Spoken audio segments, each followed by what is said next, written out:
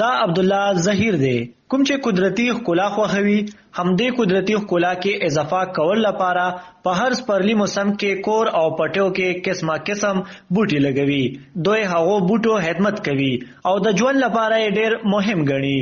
هر قسم بوټي دي دلته ډېره مزیداره نرسرۍ ده په کوهاټ کې چې په هر موسم مطابق زه ګورم چې په دې موسم کې کوم بوټی کرل کېږي په دې موسم کې کوم بوټی کرل کېږي بیا راځم د دې نرسرۍ نه او ماغه موسم ولا بوټی خلم په دې چې که تاسو وګورئ ابو هوا چې کوم دا اکسیجن چې کوم دی موږ ټول عمر په بازار کې په ښارونو کې په رش پش کې په لوګو کې په دوړو کې وګرځو هغه زموږ اکسیجن کوم تنفس چې موږ خلو نو هغه زموږ د بدن لپاره ډېره زیاته ضررناکه ده نو کم از کم چې موږ په کور کې په حجره کې په داسې ځای کې چې هلته موږ پاتې کېږو هغلته دومره خرچه هم پرې نه راځي یو یا دوه داسې بوټي ځان سره والو چې هغه هلته کښېنو وکرو هغه بوټي نو دغه بوټي به موږ ته هوا راکوي دا بوټي به زموږ د ځای ښکلا هم وي د نرسرۍ مالک وایي چې د بوټو خرید کې سږ کال اضافه شوې ده خلک راځي او دلته نه د خپل خوښې بوټي وړي او کورونو یا په پټو کې لګوي د بوټو سیزن کې کلاو بوټي موږ خوشي کنه دا ټول کوارډ ضلع کې خوشي موږ خرڅو خوشي دلته نه کلو خلک زیاتو خلک ټول راځي د بوټي فروټو میوې ولا دا وړي خوشي هر قسم بوټي خوشي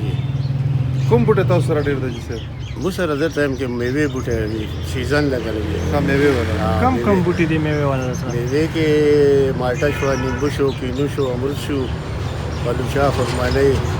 سیو میوه خوشي انار شو او شفتالو شو خوشي دا شو دي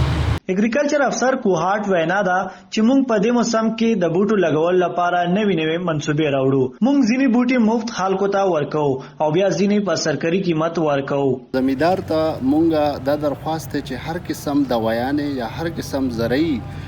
کم انپوټس دي هغې دپاره تاسو زموږ زراعت آفس ته راځئ دلته به انشاءالله تاسو ته هر قسم زرعي ادویات هر قسم سره هر قسم